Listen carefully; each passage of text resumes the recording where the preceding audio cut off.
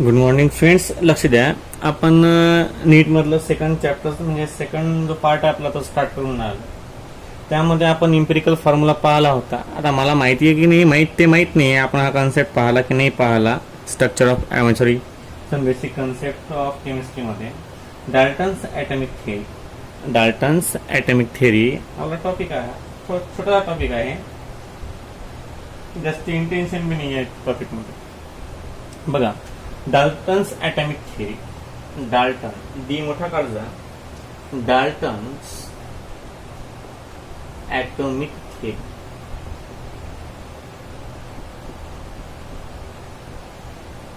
आता Dalton's atomic theory 1808 मध्ये निघाली. कधी निघाली ते 1808 मध्ये. आणि याचे काही अजम्पशन्स आहेत. काही अजम्पशन्स आहेत. डाल्टनना जे ॲटॉमिक थेअरीचे अजम्पशन दिले तुम्ही पाहिले असतील, थोडेसे ब्रीफली नसेल पाहिले, पण डाल्टनना म्हटलं होतं असं काहीतरी, असं तुमच्या लक्षात आलं असेल. बघा आता नंबर फर्स्ट कॉन्सेप्ट आहे मॅटर.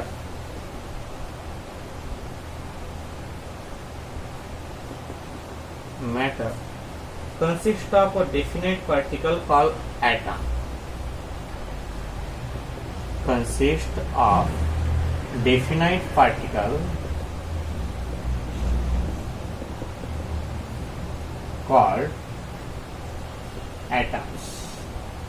म्हणजे मॅटर मध्ये असे काही डेफिनेट पार्टिकल असतात, त्याला आपण ॲटम्स म्हणून संबोधतो. ॲटम्स हा शब्द ॲटमॉस या ग्रीक डिक्शनरी मधून घेतलेला आहे. ॲटमॉस हा शब्द ग्रीक याच्यावरून घेतलेला आहे हा. आणि ॲटमॉस म्हणजे सर्वात लहान, व्हेरी स्मॉल. याचा अर्थ होते अनकटेबल, अनडिव्हिडेबल, व्हेरी स्मॉल. आणि ॲटमॉस पासून आपण याचा डी नाव दिलं ॲटम्स. नंतर सेकंड पॉइंट आहे all atoms of one particle element are identical. All atoms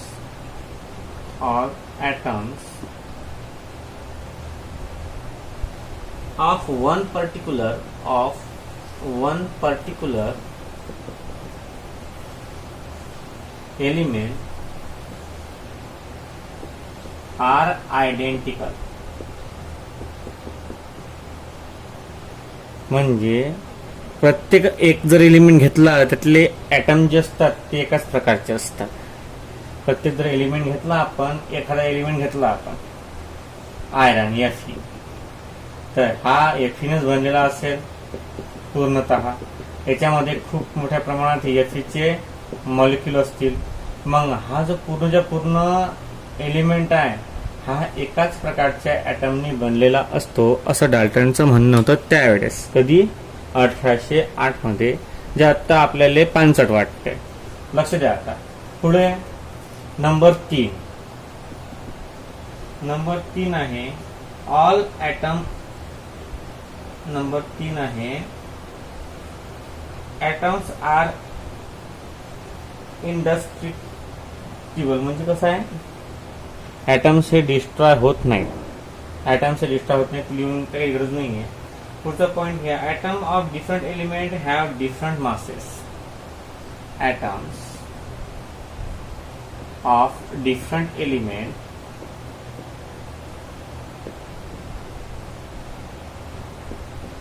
have different masses. याचा अर्थ म्हणण्याचा अर्थ असा आहे की Feच्या ॲटमचं जेवढं मास असेल तेवढं मास कॉपरच्या ॲटमचं राहणार नाही. का बरं? कारण हा डाल्टनचा नियम आहे. आणि तुम्ही कधी समजा आता एका बोऱ्यामध्ये साखर आहे आणि एका बोऱ्यामध्ये गहू आहेत, तर याच्यामध्ये जेवढे पार्टिकल प्रेझेंट असतील तेवढे याच्यामध्ये असतील का? नाही. का बरं, याचा जो ॲटम आहे किंवा याचा पार्टिकल जो आहे तो पार्टिकल थोडा मोठा आहे. मग प्रत्येक पार्टिकलचं वजन जे आहे, जेवढ्या समजा हे 50 दाणे घेतले आपण गव्हाचे आणि हे 50 दाणे घेतले आपण शुगरचे, तर याचं वजन 50चं याचं वजन 50 सारखं येणार काय? नाही. का बरं? कारण atoms of different element have different masses. म्हणजे अलग अलग एलिमेंटचे मासेस अलग अलग असतात. लक्ष द्या. आता पुढे डाल्टननं एकदम सिंपलची थिअरी सांगितली होती आपल्याला. नंतर पुढचा पॉइंट की जो लक्षात आहे, लय जण घेत नाहीत ते, लय जण घेत नाहीत तो टॉपिक, पण आपण घेतला तो सध्या डाल्टनचा थिअरीचा. पण 4थ्या वर्गात की सॉरी 9व्या वर्गात तर पूर्ण होईल झालेला आहे ते डाल्टन थिअरीचा. आता आपल्याजवळ आहे, आपण इम्पेरिकल फॉर्म्युला पाहिला, मॉलिक्युलर फॉर्म्युला पाहिला, आणि the relation between empirical formula and molecular formula सुद्धा बघितला. आता पाहून आलो आपण केमिकल इक्वेशन. आपला न्यू टॉपिक आहे आजचा, केमिकल इक्वेशन. Chemical equation. आता केमिकल इक्वेशन म्हणजे काय? केमिकल इक्वेशन वर एक पूर्ण तुम्हाला लेसन होता त्या वर्गात. केमिकल इक्वेशन वर तुम्हाला पूर्ण एक लेसन होता. तर आता बघा, आपण तो लेसन तर एक्सप्लेन करू शकत नाही इथं पूर्ण. त्यामधले काही कन्सेप्ट आहेत ते तुम्हाला सांगतो मी. Chemical equation is the symbolic representation of a true chemical change. पहा आता, केमिकल इक्वेशन ज्यावेळेस घडते, आता आपल्या युनिव्हर्समध्ये 2 प्रकारचे चेंजेस होतात. आपल्या युनिव्हर्समध्ये 2 प्रकारचे चेंजेस होतात. समजा युनिव्हर्स आहे,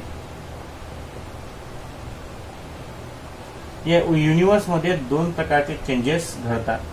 केमिकल रिएक्शन किंवा केमिकल इक्वेशनचा जो पार्ट आहे तो पार्ट कसा उदयास आला ते आपण आज पाहणार आहोत. लक्ष द्या. आता युनिव्हर्सचे 2 टाईपचे चेंजेस आढळतात.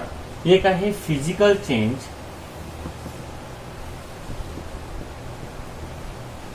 आणि दुसरा आहे केमिकल चेंज.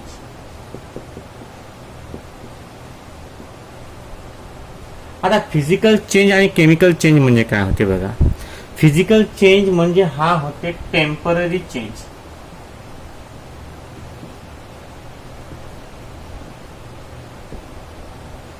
आणि केमिकल चेंज म्हणजे परमनंट चेंज.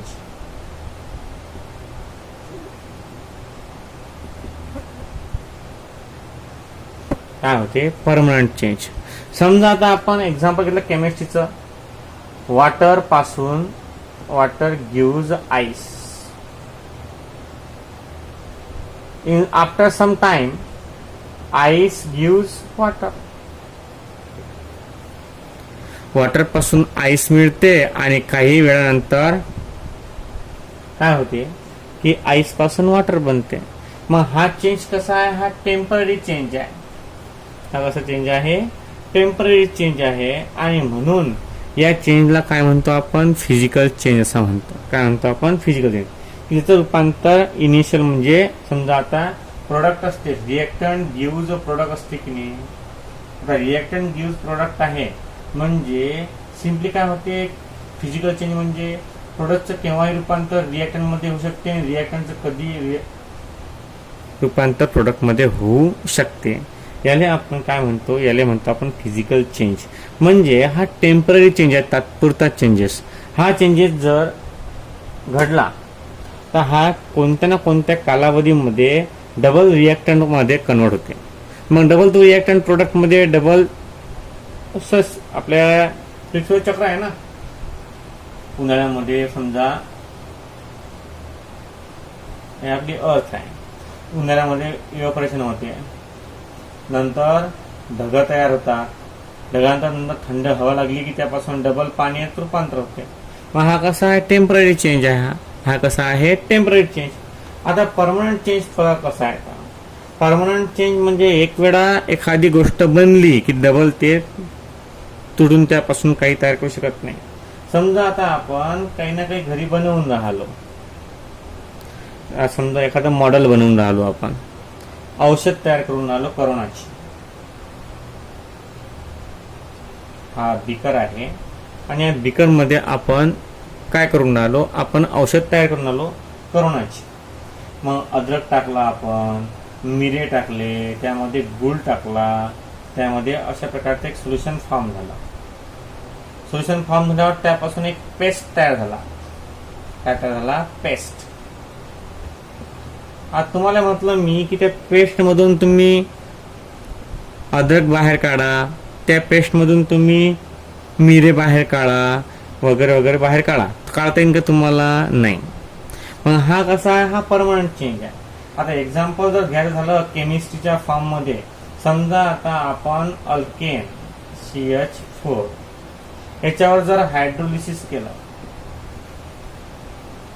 तर यापासून समजा मिथिल अल्कोहोल आपल्याला भेटला आणि H2 गॅस काय झाला? रिलीज झाला.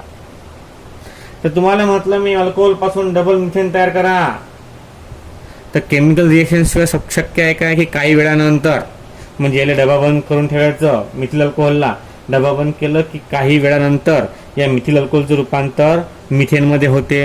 असं काहीच नाही आहे. मग आता याला म्हणतात केमिकल चेंज.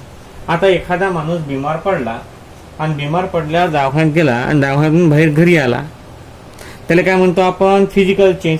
गेलता, काही टाइमापुरता थांबला आणि चालला आला.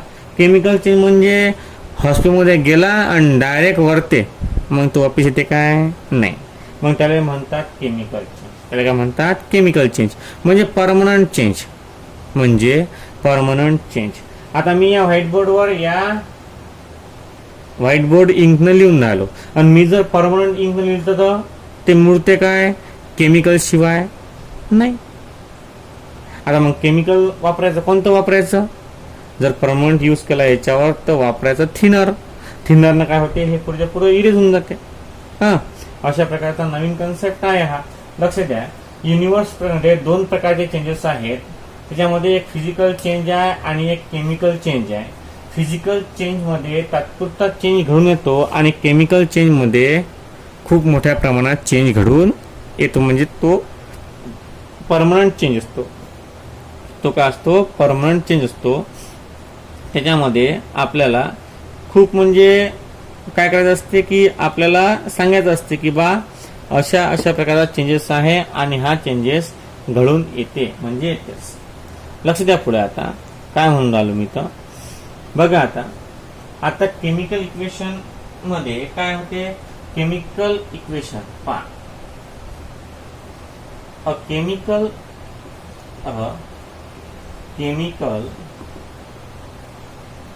equation is a symbolic representation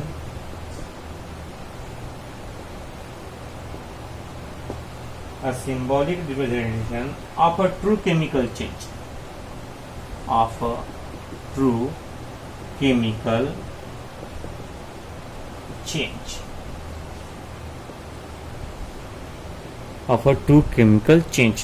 याच्यामध्ये केमिकल चेंज आला होता. हा शब्द केमिकल चेंज आल्या कारणानं आपल्याला 2 प्रकारचे कन्सेप्ट क्लिअर करायला लागले. पहिले कोणकोणते?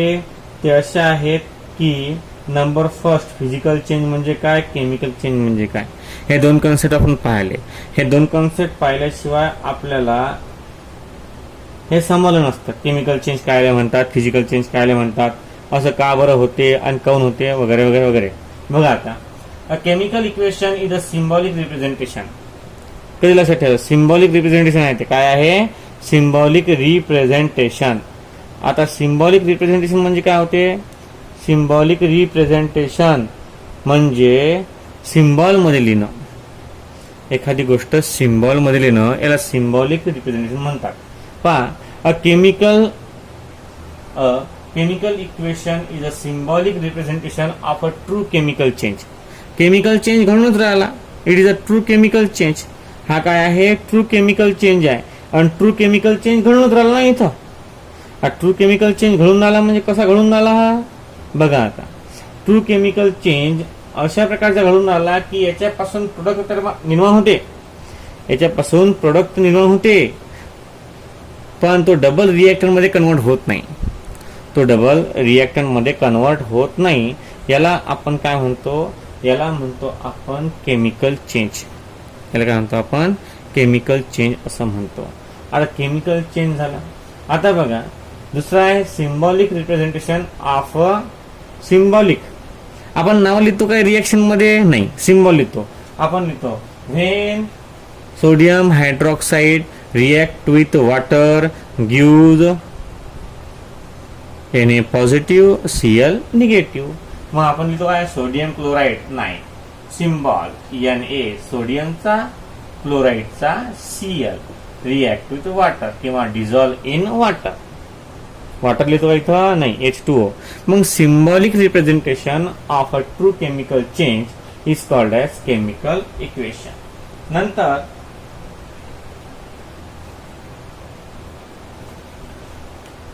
पुढचा मुद्दा आहे आपला what is mean by reactant. What is mean by reactant? The chemical substance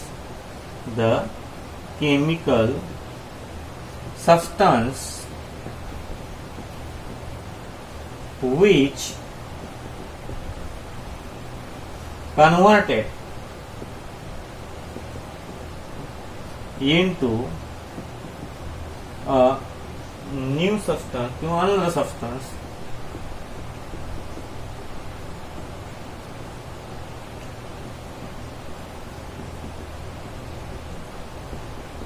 is called reactant. म्हणजे अशा प्रकारचा सबस्टन्स की ज्याच्यापासून आपल्याला नवीन प्रकारचा कंपाऊंड भेटते. अशा प्रकारचा सबस्टन्स की ज्याच्यापासून आपल्याला नवीन प्रकारचा कंपाऊंड मिळते त्याला म्हणतो आपण रिएक्टंट. समजा आता मी सांगून राहिलो सांगून राहिलो की ए पासून आपल्याला बी भेटून राहिला. म्हणजे सबस्टन्स ज्याच्यापासून बी भेटून राहिला, जो सबस्टन्स ज्याच्यापासून बी भेटून राहिला त्या सबस्टन्सला काय म्हणतात? त्या सबस्टन्सला म्हणतात रिएक्टंट. मग या रिएक्शन मध्ये हा जो ए आहे या ए ला आपण काय म्हणू? रिएक्टंट म्हणू. काय म्हणू आपण? रिएक्टंट. नंतर बघा सेकंड आहे प्रोडक्ट. आता मग द केमिकल सबस्टन्स, हा सुद्धा केमिकल सबस्टन्स आहे. The chemical substance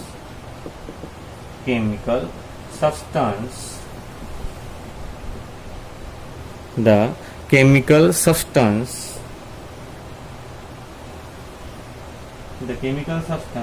which is formed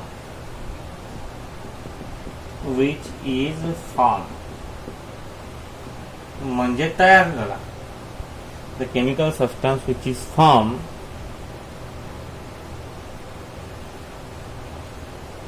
during the chemical change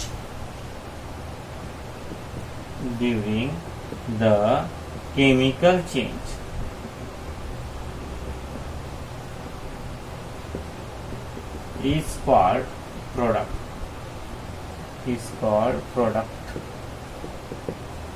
त्याला काय म्हणू आपण? प्रोडक्ट असं म्हणू. त्याला काय म्हणू आपण? प्रोडक्ट. म्हणजे जो फॉर्म होणारा नवीन त्याला आपण प्रोडक्ट म्हणतो. नंतर पुढे बघा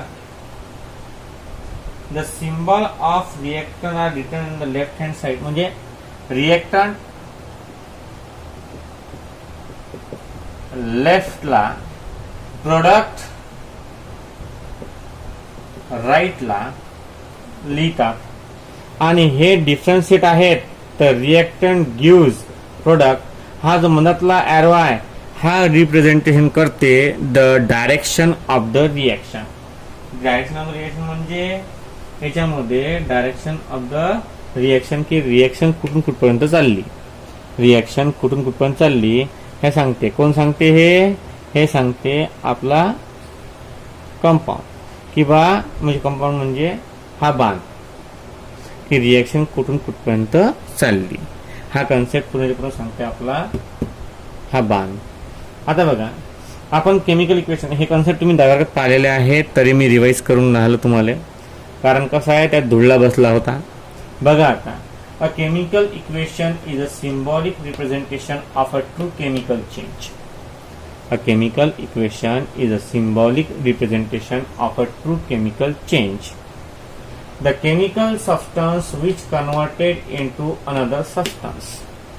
the chemical substance which converted into another substance is called as reactant. त्याला आपण रिएक्टंट असं म्हणतो. म्हणजे जो सबस्टन्स चेंज होऊन राहिला, जो सबस्टन्स चेंज होऊन राहिला त्याला आपण काय म्हणतो, रिएक्टंट. आणि जो कंपाऊंड फॉर्म होऊन राहिला त्याला आपण प्रोडक्ट म्हणतो. मुळात हा जो रिएक्टंट आहे हा लेफ्ट हँड साईडनं लिहितात आणि हा जो प्रोडक्ट आहे तो राईट हँड साईडनं लिहितात. आणि रिएक्टंट कडून रिएक्शन प्रोडक्ट कडे चालली हे दर्शवण्याचं काम कोण करते, हा मधातला एरो करते. ह्या जनरल गोष्टी. आता बघा आपल्याला आहे क्वालिटेटिव्हली इफ रिप्रेझेंट म्हणजे चांगल्या पद्धतीनं केमिकल इक्वेशन काय रिप्रेझेंट करते. हे तर झाली आपल्याला केमिकल इक्वेशन बद्दल माहिती. केमिकल इक्वेशन कसं असते, डाव्या साईडनं काय असते, उजव्या साईडनं काय असते, मधात बाण काय असते वगैरे वगैरे. आता बघा नंबर फर्स्ट पॉइंट याच्यामध्ये हे महत्वाचे पॉइंट आहे. पहा the name of the reactant and product involve in the reaction. त्या रिएक्शन मध्ये रिएक्टंटचं मी रिएक्टंटला आर म्हणतो आणि प्रोडक्टला पी म्हणतो. रिएक्शन मध्ये रिएक्टंटचं आणि प्रोडक्टचं दोघांचे नाव असणं आवश्यक आहे, इज इम्पॉर्टंट. रिएक्टंट आणि प्रोडक्टचे नाव असणं इम्पॉर्टंट आहे. नंबर सेकंड काय म्हणते, लक्ष द्या आता. तो म्हणते की the number of atoms and molecules of the reactant and product involve in the reaction. Reactant आणि प्रोडक्ट यांचे किती मॉलिक्यूल आहेत, त्यांचे how many molecules are present. किती मॉलिक्युल्स प्रेझेंट आहेत ते सुद्धा आपल्याला लक्षात ठेवा लागेल. नंबर थर्ड नंबर आहे याचा की पहा the relative number of moles of reactant and product involve in the reaction. म्हणजे प्रोडक्ट आणि रिएक्टंटचे मोल्स सुद्धा महत्वाचे आहेत. नंतर प्रोडक्ट आणि रिएक्टंटचे याच्यामध्ये कोणते मास आहेत ते आहेत रिलेटिव्ह वेट. आता हे सरसर आपण तर पाहिलं, केमिकल कॉम्बिनेशन मध्ये पाहिलं. केमिकल कॉम्बिनेशन मधले अर्धे लॉ याच्यामध्ये यूज केलेले आहेत, दुसरं काही नाही. पहा relative volumes of reactant and product involve in the case आणि याच्यामध्ये व्हॉल्यूम सुद्धा इन्व्हॉल्व असले पाहिजे.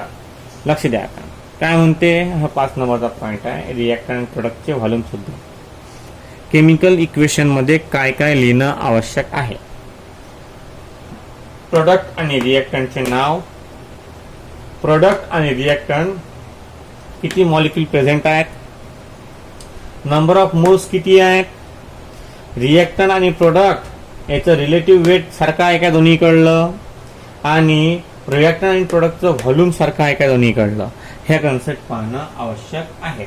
आता पहा कधी कधी काय होते, कधी कधी कोणतीही वस्तू हे चिरकाळ टिकणारी नसते. आता केमिकल इक्वेशन हे चिरकाळ टिकणार नाही, याच्यामध्ये काही ना काही लिमिटेशन असतात. आता लिमिटेशन म्हणजे पहा कोणते आहेत, लिमिटेशन कोणते आहेत केमिकल इक्वेशन मध्ये लिमिटेशन आहेत ते कोणकोणते आहेत बघा. लिमिटेशन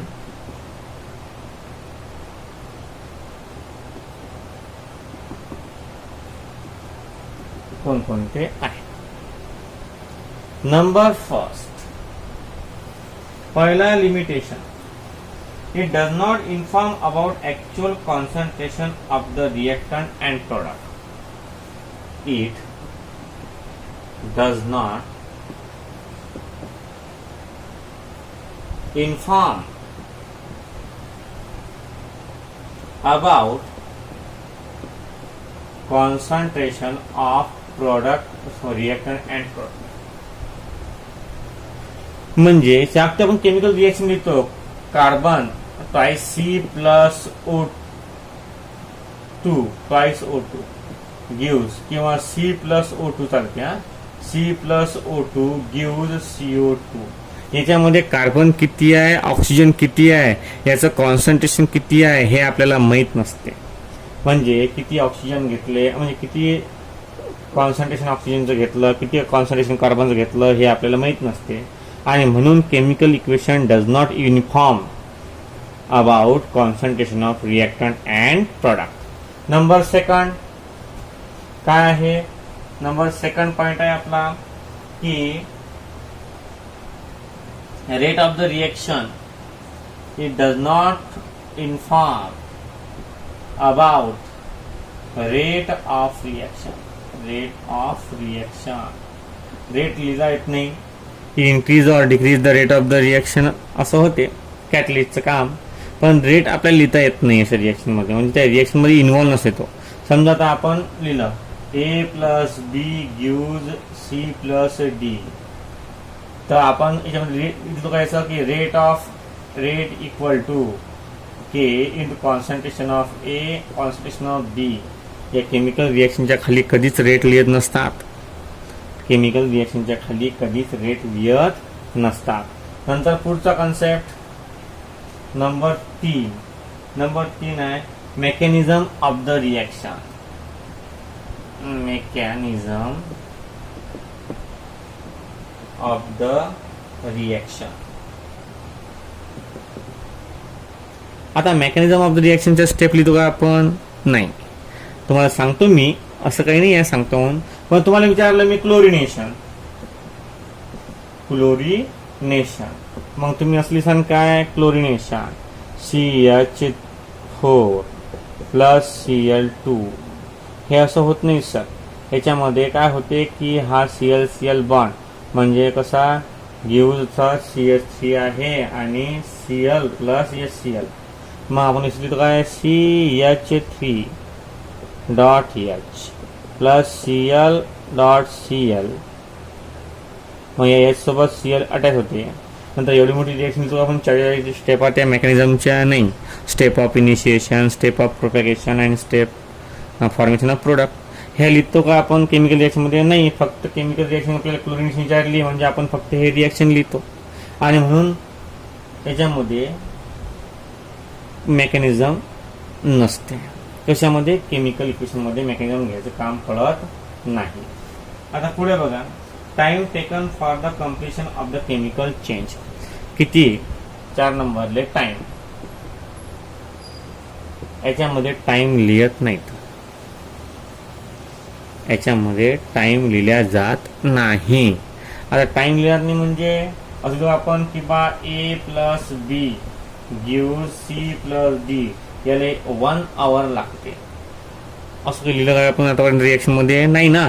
म्हणजे ह्या लिमिटेशन्स आहेत की या गोष्टी ज्या आहेत या केमिकल इक्वेशन मध्ये इन्व्हॉल्व नसतात. ह्या ज्या गोष्टी आहेत ह्या केमिकल रिएक्शन मध्ये, केमिकल इक्वेशन मध्ये इन्व्हॉल्व नसतात. केमिकल इक्वेशनच्या टाइप्स. आता महत्त्वाचा टॉपिक आहे केमिकल इक्वेशनच्या टाइप्स, जो आपण पाहिला नाही. आता आपण हा कुठेच पाहिला नाही टॉपिक. केमिकल इक्वेशनच्या type of chemical equation. Type of chemical equation. Chemical इक्वेशनच्या टाइप्स कशा आहेत पाहत. केमिकल इक्वेशनच्या टाइप्स कशा आहेत? नंबर फर्स्ट पहिला आहे molecular equation. Molecular equation. and number second ionic equation. Ionic equation. आता मॉलिक्युलर इक्वेशन म्हणजे काय आणि आयोनिक इक्वेशन म्हणजे काय ते पाहू आपण. मॉलिक्युलर इक्वेशन म्हणजे काय होते बघा. मॉलिक्युलर इक्वेशन म्हणजे molecular equation are those in which reactant and product are represented in the form of molecule. ज्या इक्वेशन मध्ये reactant if the reaction किंवा the chemical equation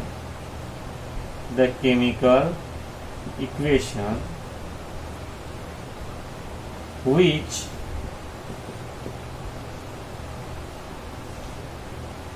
the chemical equation which contain reactant and product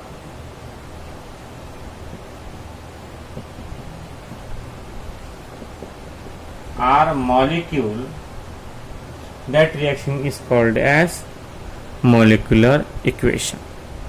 example सांगता येईल तुम्हाला. BaCl2 plus Na2SO4 gives BaSO4 आणि plus twice NaCl. याच्यामध्ये BaCl2 barium chloride, sodium sulphate, barium sulphate, sodium chloride हे चारही काय आहेत, मॉलिक्यूल आहेत.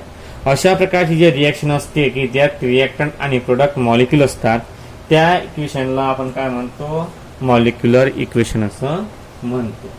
नंतर आहे ionic equation are those in which reactant and product are written in the ionic form. म्हणजे रिएक्टंट आणि प्रोडक्ट दोन्हीही जर आयन फॉर्म मध्ये लिहून राहिलो तर म्हणजे आयनच्या फॉर्म मध्ये example power Ba2 positive plus SO4 di negative gives BaSO4 solid.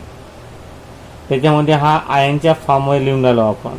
तर अशा प्रकारचे रिएक्शन जे असतात किंवा इक्वेशन असतात याला म्हणतो आपण आयोनिक इक्वेशन. म्हणजे सिंपल काय आहे, सिंपल असं आहे की मॉलिक्यूल जर प्रेझेंट असले तर मॉलिक्युलर इक्वेशन आणि जर आयन्स प्रेझेंट असले तर आयोनिक इक्वेशन. बस, याच्या पुढे काहीच नाही आहे. हे ब्रीफली अजून आपण उद्या कन्सेप्ट क्लिअर करू. हे आजसाठी एवढंच पहा, बाकीचं आपण उद्याला बघूया.